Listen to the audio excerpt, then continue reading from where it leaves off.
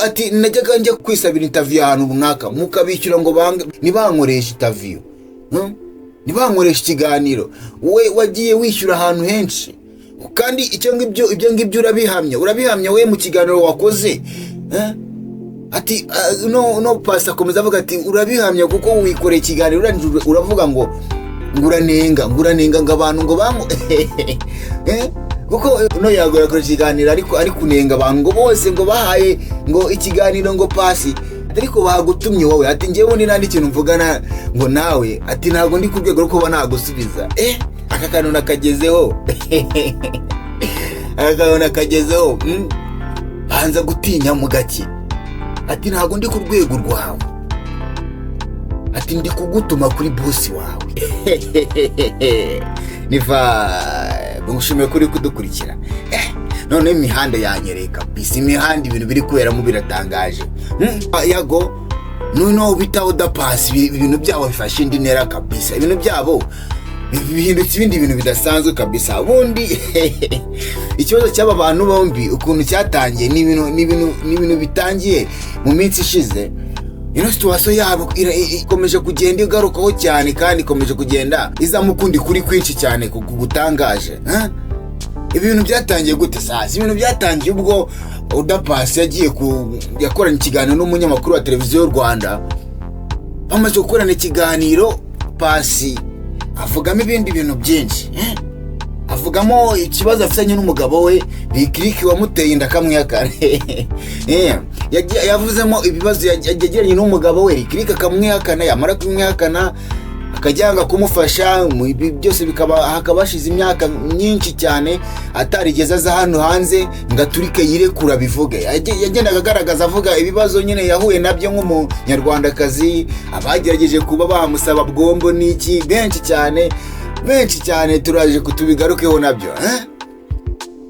yago rero acyumva iki kiganiro amaze kucyumvamo muri iki kiganiro no mukobwa Pasi yavuzemo amagambo make aravuga ati yago inama nakugira uzarira bitewe nuko hari inkuru ya yago yihakana umwana ibyo birahari murabizi wa mukobwa washinjije ko yago amuteye inda yamara kumutera inda yago akamwihakana Pasi rero avuga ati rero yago nakugira inama yo kuzarira ibyo bintu byonyine amaze kubivuga ibyo ngibyo yago yagiye aricara yumva icyo kiganiro n'umukobwa yakoze arangije aravuga ati n'umukobwa se umuntu abamwohereza akameshaje ati wowe noneho umva n'iriya ndirimbo yasohoye indirimbo Pasi rero yasohoye irimo amagambo akomeye sasa irimo amagambo avuga ibintu biri kubera hano ku mihanda cyane tu avugamo ibintu bijyanye no kuvuga ngo abasore ngo bihakanye amada urumva ngo baba ngo twabafataga nk'abamotiveta ngo nk'abantu nyine bashyigikira abandi bantu akumbi niwe Satana aza kumujyamo birangira ino ndirimbo iratangaje byatari ngo twabafataga nk'abamotiveta ngo hanyuma ngo Satana aza kubinjiramo ngo bari babana nyine ngo ino ndirimbo nimuyumva neza iki gitero kanyibashire bamwumva reka mbanze mbibutsa akantu gato akaririmbo kanyi gashyashya iyi mihanda yo yazanye byinshi yazanye bifi zana sosi zana ibyana birenze bamwe batera amada bihakana abana abandi batubwambure bw'abandi hanze he was a big motivator the preacher Satani nayirazi mukoramo akantu ngo ibyana atahanze ngo umwe ntagikora deal afite bifi impande zose vugwa ko yangwa na bose mwisanze mwamamaye hanyuma rero nyuma yuko mva iki gitero kumva ibyo bintu biri kugenda ibyo yavuze nayago yara akibyumva yese avuga ati n'umuntu bari kuvuga ni ngewe akivuga gutyo ubwo nanjye nahise ntekereza nawe se mu ndirimbo uriya mukobwa yari yakoze nako mu magambo no muri uriya mukobwa yakoze harimo ahantu avuga ngo ngiye nagize tya ngo mbaneye ngibuye ngo mubinuza ayo bavuga ngo gutera ibuye mu biki ngo nagize tya mbaneye ibuye mu binuza ngo maze ngo ubundi se ubundi wa mugani ngiye umuntu gatenga ibuye ngo mubinuza ngo bigenda bite ngo ikisakuje ngo bigenze bite ngo ko nafuze ati ngewe ko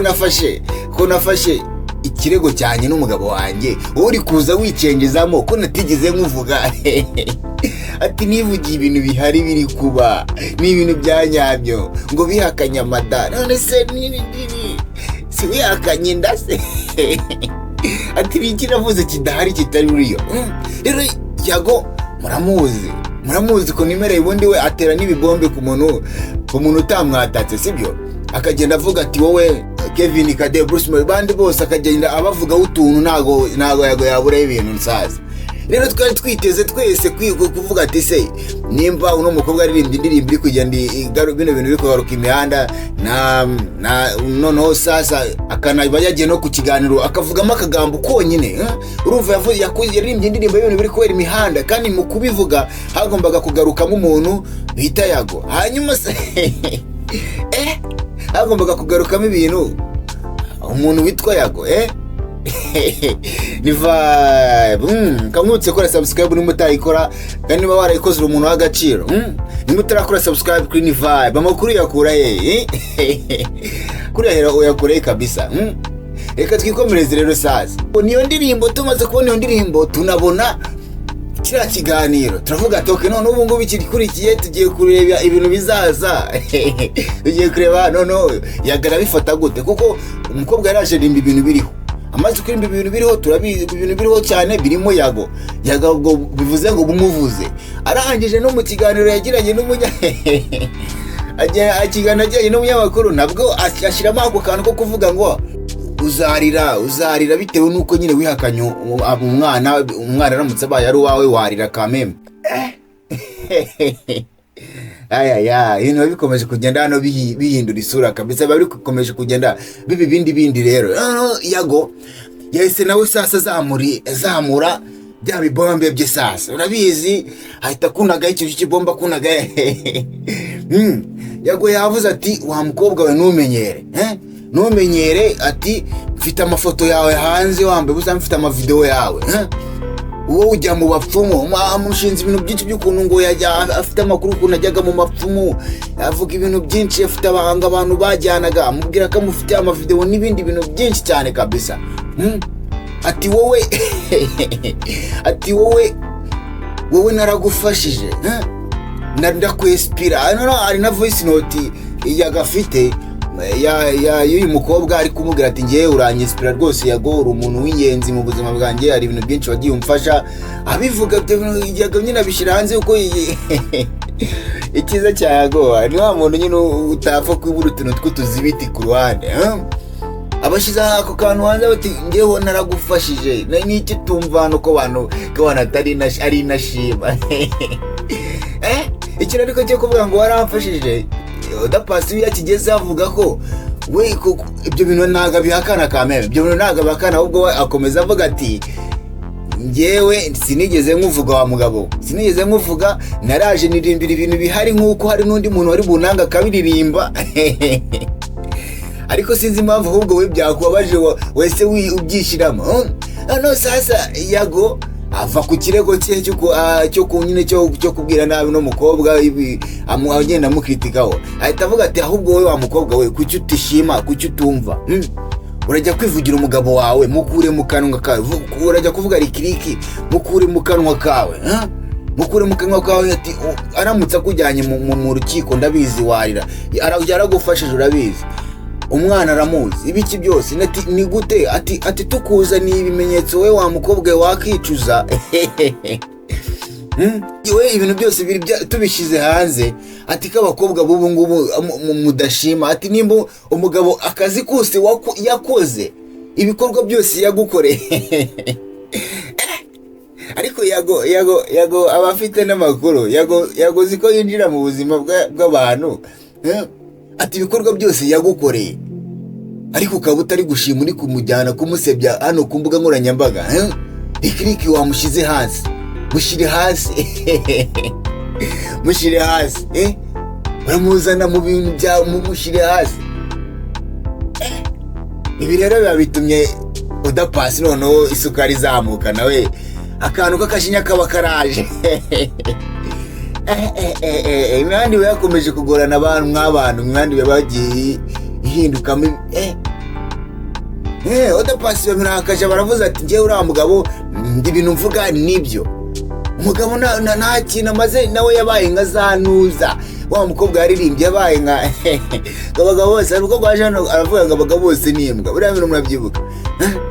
Nabyo rero niko yashatse kuvuga kubivuga nuko nubwo yabijimije aravuga ati ibintu byose mushaka mbishire hanze mushaka mbishire hanze ko kara ari agace gatonye kaka introduction kwa kuntu umuntu avuga ati reka nkora akantu kakitangiriro gatonye ukuntu umva numiwe kabisa njyewe. Mwebwe ibintu mugenda mubibona gute? Paccy akomeza avuga ati rero ubwo munangiye aka ni akantu gatonya cyane nangiye ku bintu bihari ngiye gutangira nanjye agiye uno mwaka wundi wabaye ngo umwaka wo kwirekura wo gushyira ukuri hanze. Rero ODA Paccy nawe ibintu ngo yarambiwe agiye gushyira hasi nawe ikintu yise yagiye gushanza ikintu yise my experience, ikintu nyine cyo my experience. Urabona ko uriya kuntu yago yaje hano imihanda akinigura akafata ibintu byawe bimurimo indani by'ibintu ngo yaramuranye imyaka ine bashaka umuroga bashaka kumugira nabi bamugirira ishyari abanyamakuru bagenzi be biriya byose by'ukuntu nawe yagiye abitondeka. Rero na Paccy nawe niko azaza we azaba afite episode azaba afite season ya mbere season ya kabiri. Noneho muri buri season azaza haba harimo azaba harimo utwo episode hafi 12 aze none ashira ukuri kose hanze avuge akuvugeho wowe akuvugeho wowe wamwemera telefone nyuma yo kumwemera telefone ukajya umubeshya buri kanya yakwamagara ukamubwira ati ngura bikwiriye ngo ukwiriye ngo nibitari ibyo gukwiriye ngo nibirenze telefone ngukwiriye nibirenze telefone ibyo si birenze telefone wavugaga nibi hanyuma hashije nk'iminsi gahe ukiri ariko kubaza ibintu bya telefone uburire kuramubwira terega ati telefone urushaka iyikinga utaramu ngo uzabanze ume ngo nibwo nzayigo yirenze kumuvuga uwo muntu ariko wanamukeka umuntu kabisa wanamukeka ngo kandi ubu mba numiwe ngiye kabisa mba numiwe ndi nkomeje kujyana ndeba ibintu biri kunyarebera hano ngavuga ati noneho ibintu igaruriro ryabyo ntabwo turi buze kuryakira kabisa ibintu biraza kugera kuri rwego ahandi tutari buze no kubasha kubisapota. None se nimba ODA Paccy we ari kuvuga ati sindaza wa mugani wa yandirimba ati sindaza ngiye ahubwo nashize akantu gatonya agaruka ku kibazo rero cy'ukuntu we yivugiye ku mugabo we ku bibazo afitanye n'umugabo we yamara kuza ku bibazo afitanye n'umugabo we uno mugabo bigina wacu yago wacu akabyitambikamo akaza akitambika mu bibazo by'umugabo we ariko kuvuga ati se umuntu w'umugabo uza kwitambika mu kibazo cy'umugore n'umugabo nako ngo ni umuntu w'umusore kuko ngo aba bana b'abasore niko mu magambo ye yagaruka akavuga ati ngo abo bana b'abasore baza bitambika mu bibazo by'umugore n'umugabo kameme. Ariko nanjye nkabitekereza nawe ubitekereza umuntu waje kwitambika mu kibazo cy'umugore n'umugabo ati akomeza avuga ati se umugore n'umugabo ahantu bahuriye uruhazi ubuzima babayemo mu cyumba urabuzi ariko wowe uraje ubyiva ibintu biba byagoranye ahangaha kabisa. Paccy rero yiniguye neza avuga buryo kirono yamuniga ibintu byagiye bitangira kera mu minsi yashize byatangiye ubwo Paccy yagiye huraga n'ibibazo byo kumutera inda n'ibiki n'ari amafoto ye yagiye aza hanze iravasiyo yo kuba yaragiye kwifotoza ibintu yambaye gusa biriya bintu byose bimaze kuba abantu baraje batangaza inkuru zitari zo z'ibihimbano urumva bamaze gutangaza inkuru zitari zo inkuru zo kumuvuga n'ibindi bintu byinshi cyane bibi. ODA Paccy aragenda ko asaba ikiganiro umuntu ahereyeho bwa mbere yagiye gusaba ikiganiro yago amaze kumwaka ikiganiro yago aramubwira ati wapi nta kiganiro naguha aka kanya aramuhakanira ibingibi na yago arabyemera ko yamuhakanira yanze kumuha ikiganiro ntabwo arabyemera ko yanze kumuha ikiganiro sasa. Hanyuma rero uno mukobwa abonye ko yagamwemye ikiganiro w'ikintu yakoze n'iki. Ikintu yakoze yahisemo kuba yakigendera gushaka ikiganiro hanze nk'umuntu washakaga kuba yafata ibintu byari bimurimo imbere akabishira hanze bitewe n'ibintu byari biri kuza hano hanze imihanda bamuvugaho nabi. We yashakaga kuba yavuga ukuri. Aragenda rero undi munyamakuru amukoraho ikiganiro. Ikindi kintu cyababaje Yago rero nuko ngo nyuma yo kumwangira umukobwa yahise ajya kwaka ikiganiro ku banzi be. Yahise ajya kwaka ikiganiro ku banzi. Murabizi Yago mu minsi ishize twone ibintu twagiye tubona ko bazari impande ebyiri zihanganye, uruhande rwa Yago n'urundi ruhande rw'abandi banyamakuru basabe ba Emre n'abandi bose. Bara bose bari ku rundi ruhande opposite proposal na opposite side. Bira bintu bigaragaye noneho umukobwa wese ajya kwaka ubufasha ku rundi ruhande, agezeyo barabumuha. Ariko ngo mu kubumuha na Yago nawe yari yongeye yitekerejeho, yagarura agatima ka kimuntu agiye noneho kumuha. Nawe avuga ati noneho uriya mukobwa urebye yarayi ku interview, reka nyimuhe. Avuze ati reka nyimuhe, asanga umukobwa yaranije kwigereraho aho interview yindi iri kubera. Ahita asanga umukobwa yaranije kwigerera ku bandi bantu bafite umutima wo kwita bafasha ako kanya. Ibi rero Yago byaramubabaje, bimuramurya ahantu, binamushiririza byatari. Niba ubu tuba dukomeje kugenda twumirwa kabisa. Rero uno mukobwa akomeza avuga noneho ibindi bintu byo bigiye biri mubwira, avuga ati urabizi neza ngo ko wagiye wishyura abantu ngo batankoresha ikiganiro. Urabizi neza, ariko nirinze kubivuga ibyo bintu kuko sindaza ubu nibwo nabo nago nirinze kubivugaho. Ati najyaga njya kwisabira interview ahantu runaka mukabishyura ngo nibankoresha interview, nibankoresha ikiganiro. We wagiye wishyura ahantu henshi kandi ibyo ngibyo urabihamya we mu kiganiro wakoze. Ati no pasta akomeza avuga ati urabihamya kuko wikoreye ikiganiro uravuga ngo nguranenga ngo abantu ngo bamu kuko uno Yago yakora ikiganiro ariko ari kunenga abantu ngo bose ngo bahaye ngo ikiganiro ngo PACCY, anenga ba jihad. Ati gute mu ikiganiro uno mukobwa ako kantu mukumve. Anenga umunyamakuru wa televiziyo Rwanda ati ni gute mu ikiganiro. Arongera anenga ba Emre n'Ashize bose rabanenga ngo ariko se tuvugisha ukuri, hari umuntu ukwiye kujya ku rwego rwo kuba yadicidinga abantu, cyangwa se ngo abahitiremo abo bakoresha ibiganiro, cyangwa se ngo abahitiremo ibyo abo bakorana ibiganiro. Bivuze ngo nimba uno byarababajwe Yago, niba yarababajwe n'abantu bakoranye ikiganiro bakoresha ikiganiro no mukobwa, bivuze ngo yifuzaga ko n'umukobwa adakora ibiganiro. N'umukobwa nawe yarongera akabigaruka akavuga ati se nimba koko utanyishimiye ko hari umuntu wankoresha ikiganiro, ubwo nicyo unyifuriza ni ukujya hasi, nta kindi, nta kiza unyifuriza nibe. Ati njye mfitanye umubano n'abantu runaka kandi nawe dufitanye umubano, hari umubano dufitanye ariko imibano igiye itandukanye. Uriya Murungi Sabe uri kuvuga nabi ngo yankoresheje ikiganiro, uriya Murungi Sabe twamenyanye kera agitangira iriya Simbi TV, ninjye muntu wa kabiri bakoranye ikiganiro, havuyeho Clapton Kiboy, uko Clapton Kiboy ni wa mbere. Ati urumva uwo muntu mwagiranye umubano, ati nagiye ngira n'abantu imibano igiye itandukanye nawe kandi dufitanye umubano dufitanye. Ati ni gute se none wumva ko wasenye umubano mfitanye n'abandi bantu? Uyu mukobwa rero mu kuza gushira ukuri kose hanze yabivuze noneho ashize amanga avuga ko agiye noneho nawe guhaguruka akavuga ibimurimo indana. Amaranye imyaka 15 ngo ureke Yago we wamaze imyaka 4 bikamunanira kwihangana akaza akahita ashira ukuri hanze. Ati ngo mukompe sasa, mukompe ari ngewe umaze imyaka 15 mfite ibintu byose nabitse bindemereye, n'uwamaze imyaka 4 gusa akaza akahita avuga. Ubwo ninde w'umugabo mwahora? Ubwo ninde muri abo ngabo uzi kwihangana? akomeza avuga ati ariko umuntu w'umugabo wataka umugore nta kintu nakoze, ngiye naje nkavuga ikibazo mfitanye n'umugabo, nagiye nkaririmba ibintu bihari buri muntu wese azi bihari ntatigeze ninjira mu indani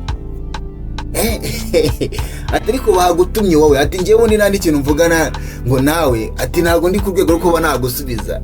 Aka kantu nakagezeho banza gutinya mu gake, ati ntabwo ndi ku rwego rwawe, ati ndi kugutuma kuri bosi wawe. Ibintu yago ntabyumva, ati ndi kugutuma kuri bosi wawe, ntabwo ndi ati ndi kugutuma ku wagutumye kuri bosi wawe, uriya ugutuma ngo uze ngo uvuge. Ati kuki wese ataza ngo yivugire, uko kundega kuki watagenda nga ndege, ese ni wowe uzi kuvuga kurusha abandi? N'umukobwa yararakaye, undi twari dusanzwe tumenyereye bombe za yago, we ari kura amabombe gusa abantu batamugarukaho, we nyine wagira ngo numweremo gakenya ukuntu. Twari dusanzwe tubona nyine we atera ibibombe abantu, cyangwa se avuga ku bantu ibintu bagiye bamukorera, ibintu yabakoreye, ariko bo nibamusubize nibamuvugeho nyine ugasanga benshi bicecekeye. Ariko ubanze yarashe isasa ahantu hatariho, kuko uri umukobwa w'ibintu byose none ibintu byose yiteguye kubishyira hanze. Turaje twumirwe mu minsi iri imbere, ibintu byose yiteguye kuba mwe muba mubibona ute bino bintu bari kugenda ariko biba hano kabisa. N'umukobwa yarakaye noneho wari kuvuga ati ngiye ndi tayari kubaha episode cyangwa se season ise nize nayise my experience, ibintu yagiye anyuramo byose, abantu bagiye bashaka kumwaka, abantu bagiye bamwaka ikigomba akabangira, abantu abanyamakuru yagiye yaka abwira ati mwancuranye indirimbo, bakamubwira ati wapi reka tubanze dukoreho akantu kamwe. Hari n'andi yageraga agasanga ngo babishyuye, bakabwira ati uwo muntu nimutume indirimbo ye, nimutume indirimbo y'ikinwa mumwihorere. Kandi ibyo ngibyo agenda hari umuntu ari kugenda avuga ati kandi wowe ushobora kuba ari we wishyiraga bari abantu. Akomeza bigarukaho cyane kabisa, agenda avuga ibintu byinshi bitandukanye, agenda avuga ubu ngiye mba numiwe kabisa, ubu ngiye mba numiwe rwose, mba numiwe. PACCY kandi agenda agaruka kuri kino kibazo avuga ati wowe hari ibintu byinshi cyane tuziranyeho, natigeze mvuga, nadashaka no kuvuga, ahubwo ni gute wabangamiwe ngiye n'amagambo make yonyine navuze y'ibintu bihari. Kuba naravuze ngo uriya mwana aramutse aba ari uwawe wakicuza bitewe n'ibintu wavuze, dore ko twabonye chat wagiranye n'umukobwa hari na voice note we yakwiriye, kandi uwo mukobwa yanagiye no kuri space arabivuga, space yaba Big Father, avuga ikibazo yahuye nacyo,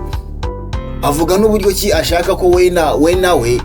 mwagira gutya mukiyakira, mwarangiza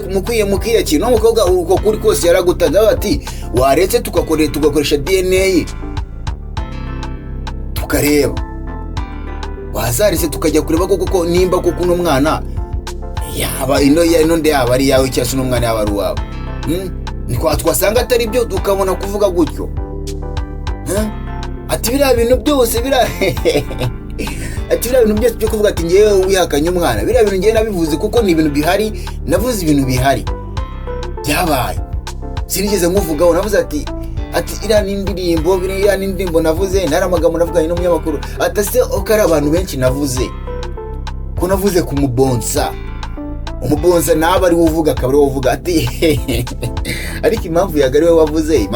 wavuze, irumvikana uko yago turamuzi nyine, ni wa muntu ubanza uba udashaka kuba yakatakwa, cyangwa se ni wa muntu ukunda kuvuga ku tuntu twinshi, ni wa muntu nyine ushaka kuba ari ahantu quelque part nta muntu umuvugaho.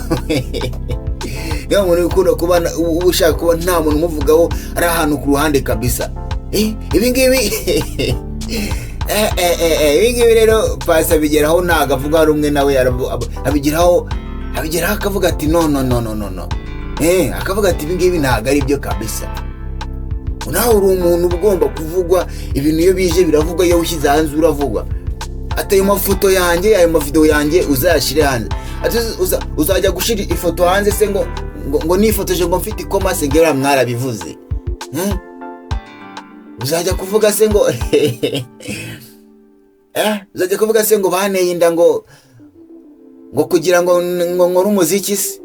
Ibyo nabyo barabivuze byararangiye. Ati uzamvugaho ibiki koko nanjye mare, uvuga nkuvuga, usohora nanjye nsohora. Ati ubu ngubu ngigiye ngo cyararangiye cyo kuba umuntu yatuza kabisa, ngigiye cyo kwigira umwamarayika, cyo kwigira umutagatifu, ngo kiragiye cyararangiye kera cyane.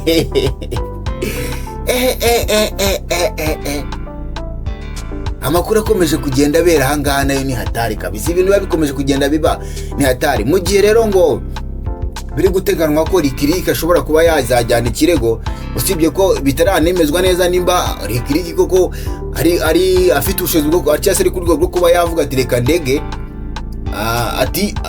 ntawamenya, haba hari ibintu byinshi bigiye biri by'amabanga biri hagati y'umugore n'umugabo, sibyo? Hagiye maybe wasanga Rikiriki cyangwa se hagiye wasanga Rikiriki koko ashobora kuba yarafashije nk'umukobwa, ibi yaramufashije amworeza nk'amafaranga, ibiki byose bikarangira umukobwa wenda umukobwa nyine adashimye, wenda n'urugero hari n'ibindi binashaka. Hari akavideo nzi ari ukuntu ngo umukobwa ngo umuhereze ibintu byose, ariko akabwira ati ibyo byose si byo nkeneye byonyine, si hari n'ibindi